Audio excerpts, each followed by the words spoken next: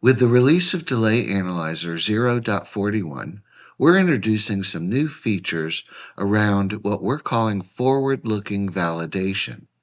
With these features, you'll be able to look at changes to remaining duration on activities that hadn't begun yet, and if you have that data, look at future schedule updates to determine whether or not those changes were realistic or whether perhaps they were made to cover progress delays in the current period.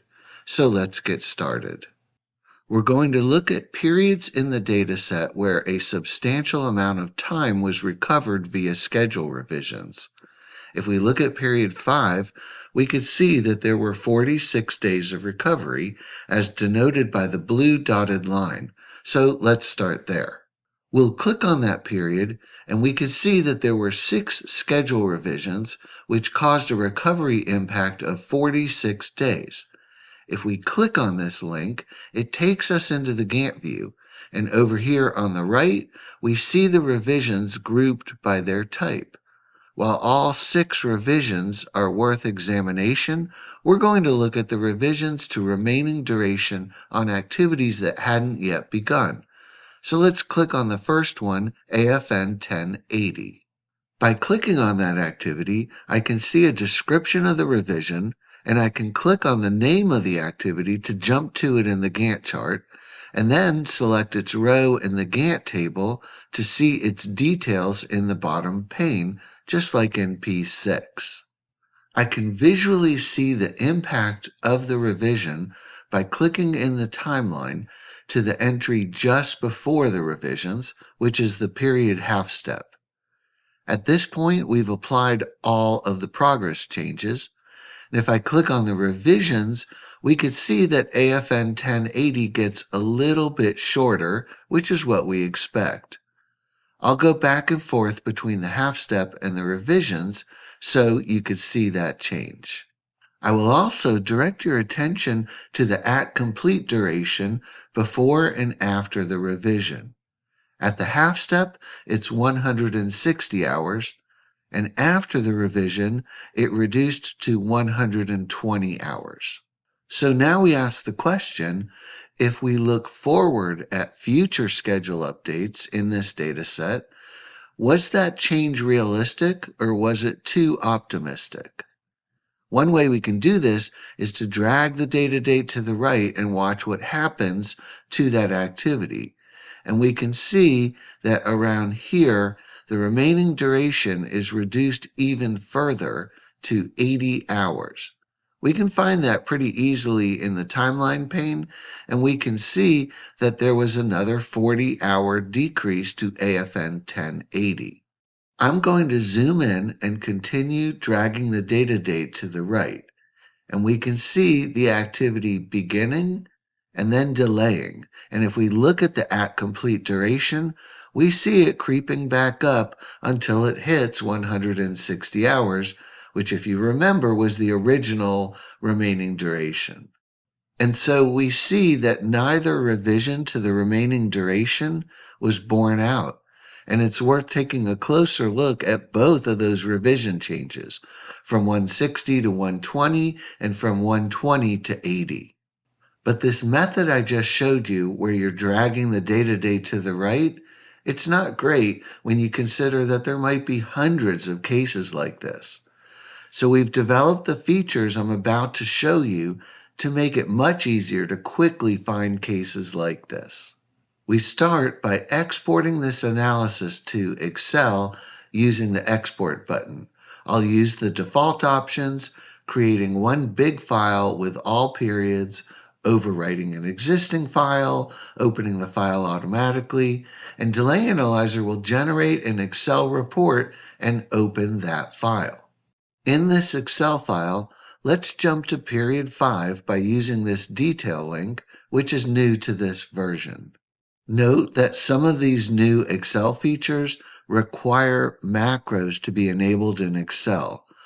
We'll jump to the revisions by using the navigation pane on the left and then jump to remaining durations.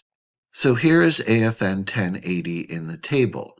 Note that we're reporting durations in working days instead of hours. So the original value of 160 hours is 20 working days, and we can see that they reduced it to 120 hours or 15 working days. I'd like to draw your attention to the last 4 columns. The first column shows that the current value of 15 working days represents a 5-day decrease from the previous at complete duration. The second column shows the at complete duration at the end of this period, 15 days. The third column shows that the next time the at complete duration changes, it will be reduced by 5 more days.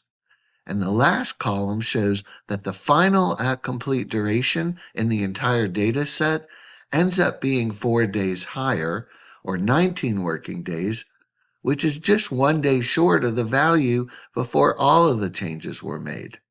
A really nice thing about these new columns is that not only are you seeing how the at complete duration evolves over time, you can quickly navigate to the places where these changes happen.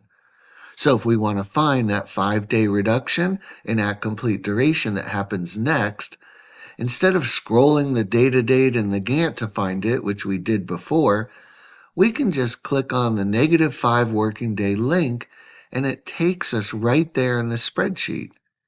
If you look down here at the tab name, you can see we just navigated 6 months forward to period 11. Now, if we look at the next change, we can see that the at complete duration increases by 10 days, bringing us back to the original 20 working day at completion duration.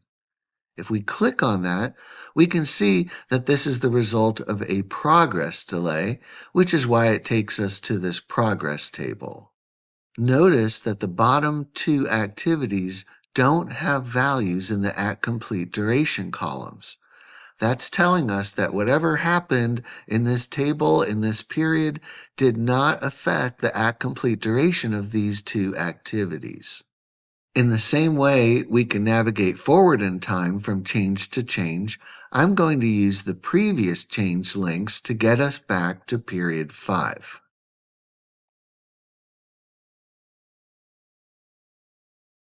So while we're in period 5, we can quickly see that while the remaining duration was trimmed by 5 working days, reducing the at complete duration by that amount from 20 working days to 15, ultimately, that was at best optimistic thinking because the at complete duration ended up at 19 working days.